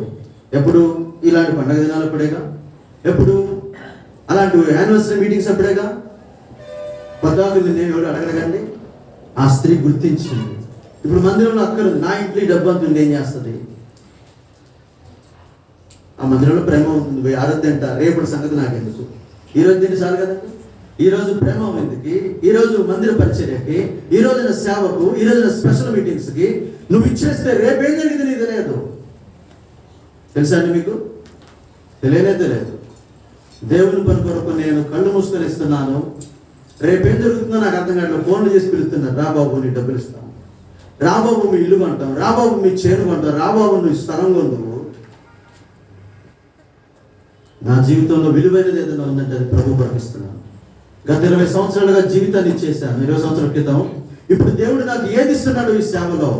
నా ఫలము, నా ధనము, నా ఘనము, నా అంతటి కూడా ప్రభు నీకంటే ఎక్కువ ఏది లేదు. నీ బలిపీఠం మీద పెడతానే. నీ సేవకు ఏది అక్కరుందో, ఎక్కడెక్కడుందో అవన్నీ నీకు ఇచ్చేస్తాను. ఆ రీతిగా ప్రభు సేవలో నువ్వు కనుక ప్రభు కొరకు, ప్రభు సంఘము కొరకు, ప్రభు పరిచర్య కొరకు వెదజల్లే కార్యక్రమం నువ్వు ప్రారంభిస్తే అన్నిటిలో సర్వసమృద్ధి కలిగిన కార్యక్రమం నీకునేటట్టు ఆయన చేస్తాడు. నువ్వు దరిద్రులకు ఇస్తావు, దేవుని సేవకు ఇస్తావు. అసలు ఇంక విశ్వాసులు కూడా నాక ఈ పండగ చీరగలు నీ కాదు, నువ్వు చీరగలు ఎంత వయసు కాదు, అట్లా ఇచ్చే స్థితికి వస్తాం. లేదనుకుంటే శాంతా క్లాస్ ఎవరు అనుకుంటున్నారు? డ్యాన్స్ వేసేటోడు కాదండి, మిమిక్రీ ఆర్టిస్ట్ కాదు. క్రీస్తు శకం 5వ శతాబ్దంలో శాంతా క్లాస్ గొప్ప ధనవంతుడు. ఆయన కలం ఒకటి ఎందరో బీద వాళ్ళు పడి ఉంటా ఉంటే ఆయన మారువేషంలో వెళ్ళి ఈ క్రిస్మస్ సందర్భంగా నేను కొందరికి ఆ వీధుల వెంట పడుకున్న పిల్లలకి, అనాథులకి, ఆ యొక్క విధవరాండ్లకు, ఆ యొక్క వృద్ధులకు పండగకి ఏదైనా నేను ఇద్దామని కొన్ని గిఫ్ట్స్ తీసుకెళ్ళి అందులో బట్టలు, అందులో విలువైనటువంటి ఆహార పదార్థాలు ఇచ్చి ఆ శాంతకు ఎదుగుడు ఆ రూపం వేసుకున్నాడు. ఇంకా ఆయన ఎవరో తెలియకుండా ఉండాలని విలువైనవి ఇచ్చాం. ఈ పండగకి ఎవరికొరకైనా ఒక వస్త్రం, ఒక బట్టలు తీసుకున్నావు, నువ్వు నీ జీవితంలో తీసుకుంటావా? ఈ పరిచర్య కొరకు ఏదైనా చేస్తావా? ఆ యొక్క విధవరాలు అయితే తన జీవనం అంతా, మనం అయితే మన డబ్బు అంతా మన కోసమే అనవు. ఒక ఆయన అంటాడు, నా కడుపు నాకు దేవుడనా, బైబిల్ రాయబడ్డా చదువు, పిలిపి రాసిన పత్రిక 4వ అధ్యాయం 19వ వచనం. నీ దేనికైనా అన్యాయం చేస్తా కానీ ఈ కడుపు మాత్రం ఏం చేయను, పొరపాటున అనేది నా కడుపు నిండాక ఇంకెవడేనన్నా అంటున్నాడు. అందుకనే ఆయన పెద్ద దుప్పటి పెట్టి మనసు పెట్టినట్టుంది నీ కడుపు పొట్ట. నీ పెద్ద దుప్పటి మర్చిపెట్టేట్టు లోపల పొట్ట, నీ కడుపే నీకు దేవుడా, దాన్ని అట్ట అర్థం చేసుకున్నావు. ఈరోజు చాలా మంది మన కడుపు నిండాలి, మన జేబు నిండాలి, మన ఇంటి నిండా, మన ఒంటి నిండా నాకు వస్త్రాలు. మరి దేవుని మందిరంలో ఏముంది? వాక్యం ఉందా? ఒక వాక్యం అన్నా? దేవుని మందిరంలో ఫ్యాన్ లేకపోతే ఏమైనా భారం ఉందా? ప్లాస్టిక్ లేకపోతే భారం ఉందా? ఏమంటే పిల్లలు అలా ఎండిపోతుంటే భారం ఉందా? జీవనం అంతా ఇచ్చాయి, నీ యొక్క చరస్థిరాస్తులు మీ పాదాల మీద పెట్టేసాయి. ప్రభు నీకు ఇస్తాడు, నువ్వు ఆయన ఇచ్చే పట్టుకోలేవు. భూమి ఆకాశాలలో ఆయన ఇచ్చే వాటిని పట్టుకోలేక తట్టుకోలేక ప్రభు చాలునైనా అన్నారు చాలా మంది. 90% ఇస్తున్న Colgate paste company William Colgate, ఆ పేరు పెట్టే మావాడికి.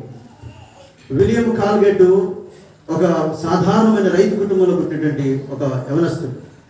వాళ్ళ తండ్రి వ్యవసాయం చేసేటువంటి వాడు. అయితే వాళ్ళ తల్లి చనిపోయిన తర్వాత ఆర్థిక ఇబ్బందులకు వెళ్ళిపోయారు, ఎంతో లాస్లో ఉన్నారు. ఏం చేసినా వారికి ఏమి అనగా వర్ధిల్లలేకపోతున్నారు. తర్వాత విలియం కాల్గేట్ పెద్దవాడయ్యాడు. ప్రభువా, ఏదైనా చిన్న వ్యాపారం ప్రారంభించారు, మరలా వర్ధిల్లట్లేదు. అయితే ఒక రోజున ఇప్పుడు నిత్యావసరం వస్తుందంటే పొద్దున్న లేవాలి, మనకి ఏం కావాలి? పల్లపొడి. కానీ ఆ ఫస్ట్లో పల్లపొడి, ఆ తర్వాత పెస్ట్ వచ్చింది కాలగమన తర్వాత. కాబట్టి ఈ పల్లపొడి తయారు చేశాడు. ఆ పల్లపొడి తయారు చేసినప్పుడు అన్నాడు, ప్రభువా, నాకు వచ్చే ఈ సంపదలో దశంభాగం నేను 20 వంతు ఇస్తాను నేను అన్నాడు. సరే అని చెప్పి దేవుడు అతని వ్యాపారాన్ని దీవించాడు, నమ్మకంగా 20 వంతు ఇచ్చాడు. తర్వాత ఇంకా ప్రభువా పేస్ట్ తయారు చేయాలనుకుంటున్నాను, పేస్ట్ తయారు చేశాడు. ఇప్పుడు నాకు వచ్చే సంపాదనలో నేను 30వ భాగం ఇస్తాను అన్నాడు. ప్రభు వర్ధిల్ల చేశాడు. 30 పోయింది, 40 పోయింది, 50 పోయింది, 60 పోయింది, 70 పోయింది, 80 పోయింది, 90 దాకా వచ్చాడు. నాకు వచ్చే సంపాదన అంతలో 90% నీ సేవకే, 10% నాకు చాలు ప్రభు అంటే ఆ 10% కూడా తినేవాళ్ళు లేడు. అయిపోయాడు కాలుగడ్డ ఎప్పుడు వెళ్ళిపోయాడు, ఆయన చచ్చిపోయాడు. ఇప్పుడు ఆయన సంతతి మిగిలింది. ఆయన సంతతికి ఆ కాలుగడ్డ ఆస్తులు ఎంతో ఇప్పుడు తెలియదు. అందుకని ఈ దుర్మార్గులు కొంతమంది ఆ పేస్ట్ మీద ఇంకా ఆ కాలుగడ్డ పేస్ట్ మంచిది కాదు, క్లోజ్ మంచిది, వాడు ఏం ఇచ్చినా లేడు. కాబట్టి ప్రిమిటెంట్ వాళ్ళ కాల్గేట్ కంపెనీ మించిన కంపెనీ ఇంకేది లేదని ఈ రోజు కూడా WW అంటే వస్తూ ఉంటారు. ఎందుకు రా బాబు అంటే ఒకవేళ ఆయన గతించిపోయి కాబట్టి ఆయన కెమికల్ కలుపుకున్నా మనకి తెలియదు. కానీ ఇప్పటికీ ఆ సంస్థలో ఉన్న ఆదాయం ఎంతో ఎవరికి తెలియదు. అంతగా ఇచ్చాడు ఆ దైవజనుడు. ఆ వ్యక్తి ఒక రైతు కుటుంబంలో పుట్టి ఆర్థిక ఇబ్బందులు కూడా వచ్చిన వ్యక్తి ప్రభువుకి ఇచ్చాడు. 90% ఇచ్చాడు. నన్ను ఇక్కడ 90% ఇంపాసిబుల్. మన ఎంత ధన్యులు మాత్రం ఇస్తే ఇచ్చి చూద్దాం ప్రభు కొరకు. నీ కొరకు ఒక పూట మానుకోవచ్చుద్దాం. అమెరికా వాళ్ళు ఉపవాస ప్రార్థనలు ఉంటే రోజంతా పిల్లలతో సహా మాడుస్తారు. ఆ 3 పూటలు తినాల్సిన ఆ ఖర్చు, ఈ రోజున భోజన ఖర్చు ఎంత, టిఫిన్ ఖర్చు ఎంత, లంచ్ డిన్నర్ ఖర్చు ఎంత, అవంతా తీస్తారటండి. మిషనరీ సంస్థలో పంపిస్తారట. నా ప్రియమైన దేవుని బిడ్డలారా, ఈరోజు నా జీవనం అంతా దేవుని కొరకై. నువ్వు దేవుని కొరకు ఇవ్వాలి అంటే ముందు సజీవ యాగంగా ప్రభు కొరకు సమర్పించుకో. నీ విలువైన జీవితాన్ని ప్రభుకు అర్పించు. ప్రభువా, నా జీవితాన్ని ఈరోజు నీ చేతిలో పెట్టి గొడవ పాల్గొంటాను. ఈ జీవితాన్ని నువ్వు వాడుకో. ఈ జీవితానికి విలువైనది ఏదంటే మాట కానీ, చేత కానీ, నడక కానీ, చూపు కానీ అన్నీ నీ కొరకే. నా సంపాదన కానీ నీ కొరకే అని ఒక తీర్మానంతో పాట పాడి ప్రార్థన చేసి సమర్పించుకో. ప్రభు నీ జీవితాన్ని ఆశీర్వదిస్తాడు. సమర్పించుకున్న వాళ్ళు దేవుడు గొప్ప వాళ్ళు చేశాడండి. ఇవనాలను అంతటా వచ్చింది అంత సాగు. మీరు బీద వాళ్ళే కావచ్చు, మీరు కూలి పని చేసుకునే వాళ్ళే కావచ్చు. ఇందాక చెప్పిన స్త్రీ ఎవరండి? ఈమె బీద విధవరాలు. ఇంకా విధవరాలు, భర్త కూడా లేడు. పోనీలే నాదంతా నా సంపాదన ఇస్తే మా ఆయనగా సంపాదన ఉంటుంది అనుకోవడానికి. ఇంకెవరు పిల్లలు కూడా లేరు. ఒక్కతే. ఆ ఒక్కదానికి ఇంటికి పోతే మనకన్నా ఇప్పుడు వండుకొని అనుకోలేము. పొంగల తినాలి కదండి. ప్రార్థనకు వచ్చి కానుక వేసి ఉత్త చెట్టుతో పోతుంది. ఆటో కూడా డబ్బు ఉంటుంది, బస్సు ఎక్కడానికి కూడా డబ్బు ఉంటుంది. ఇంటికి వెళ్తే కూడా కుండలో వండుకున్నది కూడా ఏమీ లేదు. ప్రభు చెప్పిన మాట అబద్ధం కాదు. జీవనం అంతయు వేసాను. మరలా 1 నెల రోజుల దాకా ఆగాలి, లేదు వారం రోజులు పని మనిషి అయితే వారం రోజులు కూలి వచ్చిన దాకైనా ఆగాలి. ఉందా ప్రభు కొరకు మనకి తేడా? శనివారం ఒక్కరోజు ఉపవాసం ఉండడం మనకే ఉంటుంది తేడా. ఒక్కరోజు ఉపవాస ప్రార్థనకు వస్తే నీ కూలి అంతా బాయ్. ఒక్కరోజు ఉపవాస ప్రార్థనకు వస్తే నీ బలం అంతా పోయి మొహం అంతా వాడిపోయాయి. ఒక్కరోజు ఉపవాస ప్రార్థనకు వస్తే నీకు వచ్చే ఆ సంపాదన అంతా బాయ. నీ బంధువులు కూడా ఫంక్షన్ బాయ. నీ ఇక్కడ పెళ్లి బాయే, ఉపవాస ప్రార్థన కూడా బాయే. దేనికి ప్రాధాన్యత ఇస్తున్నాం? ఏవి రమ్యమైనవో, ఏవి ఖ్యాతి గలవో, ఏవి నాణ్యమైనవో, మాన్యమైన వాటి మీద దృష్టి పెట్టకుండా ఈ జీవన సంబంధమైనటువంటి వాటిలో దృష్టి పెడదామా? ఇంకొక ఉపవాస ప్రార్థన లేదు మీకు ఈ సంవత్సరంలో. బహుశా ఇంకొక అదేది సిస్టర్స్ మీటింగ్ కూడా లేదు. ఇక ఆన్లైన్ కూడా అంతకంటే ఉండదనుకోవచ్చు. ఉంటే మా అంటే ఇంకొక గ్రూప్ సంఘ ప్రార్థన ఇంకొక గ్రూప్ ఉండదు. దానికైనా వస్తారు. అన్న బూజు, ఈ బూజు దొరకట్లే అన్న, సామాన్లు రుద్దాల మొత్తం బయటపెట్టుకుంటుంది అక్క. లోపల ఉన్న గిన్నె మాత్రం దోపుతో అజితేంద్రతో ఉంటుంది. ఇంట్లో ఉన్న గిన్నె నాకు ఇంచున్నా నా బీలో ఇన్ని సామాన్లు ఉన్నాయి అక్క. నీకు మరి ఎవరికి మా అమ్మ పెట్టి, మీ అమ్మాయి చేస్తుంది అంతా. అయ్య పెట్టినే అమ్మ పెట్టినే కడుక్కోవడానికి ఆ పండుగ వచ్చింది నీకు. దుర్మార్గత దుష్టత్వాన్ని విడిచిపెట్టడానికి పండుగ వచ్చింది. ఇది లేకుండా ఎందుకండి సామాన్లు కడుక్కునేది? ఇది లేకుండా ఎందుకండి చర్చిని మరి మీటింగ్కి రాకుండా ఎందుకండి? నీకు క్రిస్మస్ రోజు ఎవరు రాదు. నేను ఉన్నాను ఒకరోజు క్రిస్మస్కి, 31st అయితే వస్తానులేండి. వాగ్దానాలు కావాలి, నీకేం నెరవేర్చబడాలి. జీవనం అంతా ప్రభు కల్పించి ఈరోజున ప్రభా ఈ సంవత్సరాంతంలో ఉన్నాను, చివరి నెలలో ఉన్నాను, నా జీవితాన్ని నీకు అర్పిస్తాను. 6వ చూద్దాం. 6వ అయిపోయింది. 7వ యోహాను సువార్త 1వ అధ్యాయము 47వ వచనం. చూచి ఇదిగో ఇశ్రాయేలీయుడు నీ గురించి ఇది చెప్పబడ. కపటం, సమస్త కపటం. ప్రభు దయను రుచించిన వారి జీవితాల్లో కపటం చోటు చేసుకుంటుంది. ప్రభుని రుచిస్తే నీలో ఉన్న సమస్త వేషధారణ, కపటము, ద్వేషము, అసూయ, కలహము, దూషణ మాటలు ఇవన్నీ పోతాయి. కాబట్టి ఇక్కడ కావాల్సింది ఏంటంటే నతనేలు తన యొద్దకు వచ్చుట చూచి ప్రభు చెప్తున్నాడు, ఇదిగో ఇతను నిజముగా ఇశ్రాయేలుడు, ఇతని ఏ కపటము లేదు. నువ్వు ఆత్మీయ సంబంధం ఇశ్రాయేలుడు. ఈ రోజున నీలో కపటం ఉందో చూసుకో. నూతన సంవత్సరంలోకి కపటంతో పోమాకు, పండుగ కపటంతో చేయమాకు, నిష్కపటంగా ఉండాలి. ప్రభు చెప్తున్నాడు తన శిష్యులతో మత్తయి సువార్త 10:16, ఇదిగో తొడేళ్ల మధ్యకు గొర్రెల పంపినట్టు మిమ్మల్ని పంపుతున్నా. మీరు పాముల వలె వివేకులను, పాముల వలె నిష్కపటులై ఉండండి. పాములో నిష్కపటమైన జీవి, దానికి చేదు సంచి ఉంటుందండి. కపటం అంటే ఏంటంటే చేదు, దాన్నే పైత్యం అంటారు కూడా. కాబట్టి యాకోబు పత్రికలో ఎబ్రీ పత్రిక చేదైన వేలు ఏదైనా మనుషుల వలన మీలో అనేకులు కలవరపరచబడతారు. కాబట్టి ఈ పైత్యము, ఈ చేదు, ఈ కపటము లేని జీవి అంటే పౌరం. సంఘము కూడా పౌరమే.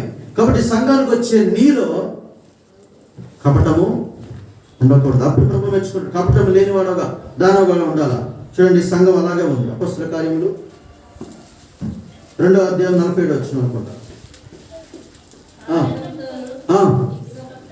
హృదయముతోనూ ఆహారం పుచ్చుకొచ్చుంటే చాలు. ఎలా ఉండాలటండి? ప్రభు బలలోకి ఎలా రావాలా? ప్రభు బలకి ఎలా రావాలా? నిష్కపటమైనటువంటి హృదయముతో రా. ఆనందముతో నిష్కపట హృదయంతో ఆహారం పుచ్చుకున్నారు ఆ సంఘం. ఏక మనసుతో ఉన్నారు. ప్రజలందరూ దయ పొందారు. అపొస్తలుల బోధలో ఉన్నారు, సహవాసంలో రొట్టె విరుచుటలో ప్రార్థన చేయడంలో ఉన్నారు. అందుకని కావటం లేదు. నువ్వు దానికోసం దానికి రావు కాబట్టి నీకు కావటం. ఎందుకు ఒకటే ఏంటో ఇంకోటి వినట్లేదు. అన్ని వర్తమానాలు ఏంటనే నీలో చేదు పోయింది. అర్థమైందండి?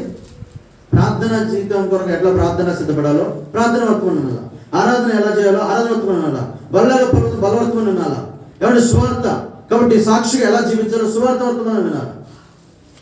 ప్రతి ఉపదేశం, ప్రతి రకమైన సందేశాలు ఉంటాయి దీంట్లో. బైబిల్ అంటే అన్ని ఒకే రకాలుగా చెప్పేది కాదు. ఇప్పుడు నేను మొదలు చెప్పిన ఆరాధన వర్తమానం సంబంధించిన వాక్యాన్ని సువార్త కూడా చెప్పవచ్చు.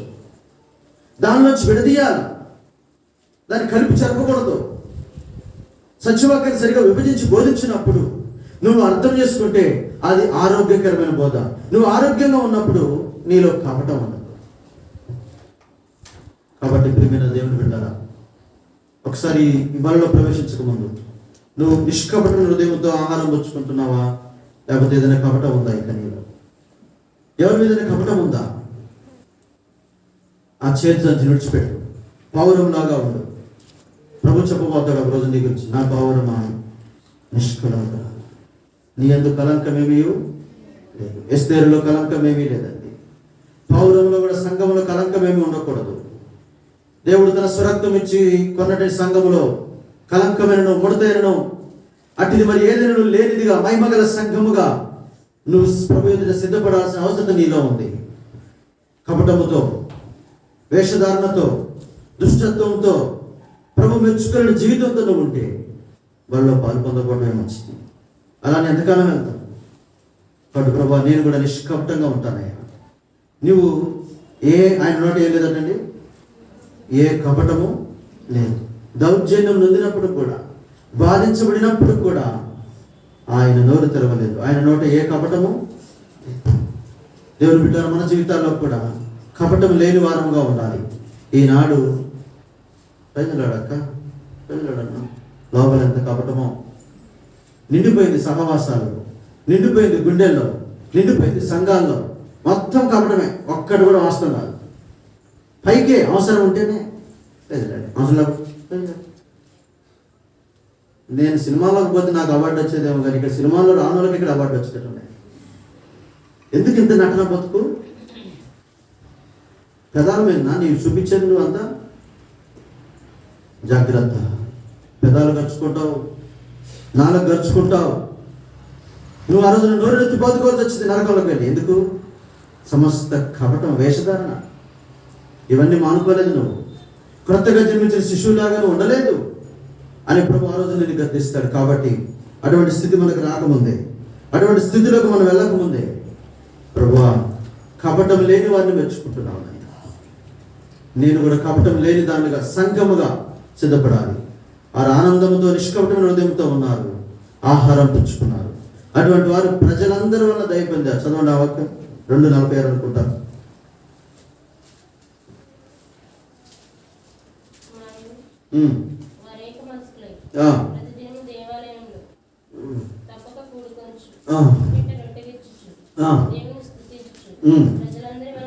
ప్రజలందరి వలన దయ పొందారు.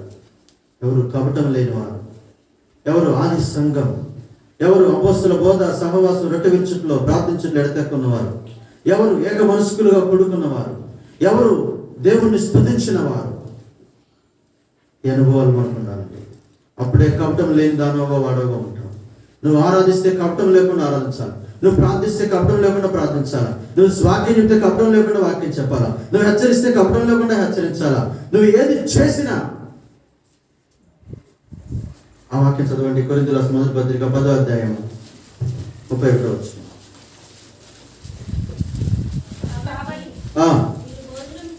భోజనం చేసినాను, పానం చేసినాను, మీరేమి చేసినాను సమస్తము. నువ్వు కపటంగా ఉంటే దేవుని మహిమ కొరకు వస్తే చెయ్యి. నువ్వు ప్రార్థన చేయకుండా దేవుని మహిమ అయితే చెయ్యి. నువ్వు భయభక్తులు లేకుండా ఉంటే దేవుని మహిమ అయితే చెయ్యి. నువ్వు మంచి కార్యం చేయకపోవడం దేవునికి మహిమ అయితే చెయ్యి. నువ్వు తగ్గించుకోకపోవడం దేవుని మహిమ అయితే చెయ్యి. ఇతరులు తృణీకరించడం దేవుని మహిమ అయితే చెయ్యి. నీ జీవనం తీయకుండా మరి దాచుకొని ఇచ్చినట్టయితే దేవుని మహిమ అయితే చెయ్యి. కపటంగా ఉంటే దేవుని మహిమ అయితే ఉండు. ఇవేమి దేవునికి మహిమ రావు. కాబట్టి ప్రభు మెచ్చుకున్న వాడి ద్వారానే దేవునికి మహిమ వచ్చింది. ప్రభువా నన్ను బట్టి నువ్వు బాధపడు. ఈ సంవత్సరం అంతంలోకి వచ్చాం. దేవుడు నూతన సంవత్సరంలో దీవెనలతో నీ దగ్గరికి రావాలి. దీవెనల వర్షం నీ మీద కుమ్మరించాలి. మరొక దయాకిరీటం నీకు ప్రేమతో దేవుడు ఇవ్వాలా. ఈ సంవత్సరం కూడా ఉండని మరి బతిలాడాలి నీ కోసం. ప్రభు కట్టము కలిగిన సంఘాలు ఉంచుతాడా? దేవునికి ఇవ్వలేని వాళ్ళని దేవుని సంఘాలు ఉంచుతాడా? తగ్గింపు లేని వాళ్ళని తృణీకరించే వాళ్ళని దేవుని సంఘాలు ఉంచుతాడా? నీ జీవితంలో ఏ లోపం ఉందో దాన్ని బట్టి ప్రభు నిన్ను ఉంచడు. ఎందుకంటే నీ ద్వారా ఇంకా సంఘానికి నష్టం. నిన్ను బట్టి ప్రభు బతిలాడాలి. తోటమాలి అడగాల, ఈ సంవత్సరము కూడా ఉండదు. నెక్స్ట్ ఇయర్ కొరకు నీ కొరకు వాగ్దానం రావాలి. నెక్స్ట్ ఇయర్ నీకు దీవెనలు రావాలి. నెక్స్ట్ ఇయర్ నువ్వు అనుకున్నది జరగాలి. నెక్స్ట్ ఇయర్ నీ ప్రార్థనలకు ప్రతిఫలం చూడాలి అంటే ఈ 7 రకాల జీవితాలు నీలో ఉండాలి. ఒకటే, నువ్వేమి చేసినా సరే ప్రభువా నా ద్వారా నీకు మహిమ వస్తుంది. మాట బయటకు వస్తే మహిమ రావాలండి. నువ్వు చూస్తే దేవునికి మహిమ రావాలి. నువ్వు పలకరిస్తే దేవునికి మహిమ రావాలి. నువ్వు సంఘంలో ప్రవర్తించే ప్రవర్తన బట్టి దేవునికి మహిమ రావాలి.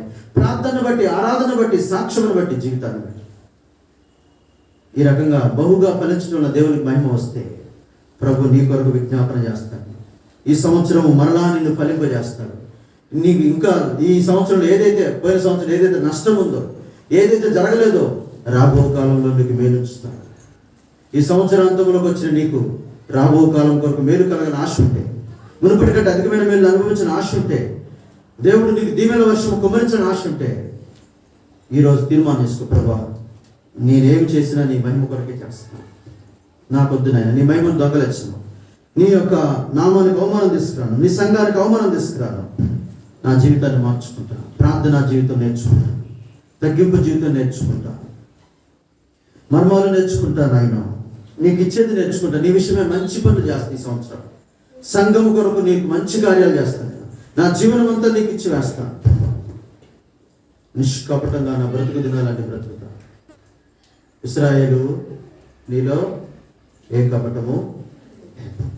ఆనాడు యాకోబుల గురించి చెప్పిన దేవుడు, ఆనాడు నతనుల గురించి చెప్పిన ప్రభు, ఈనాడు మన గురించి చెప్పాలి.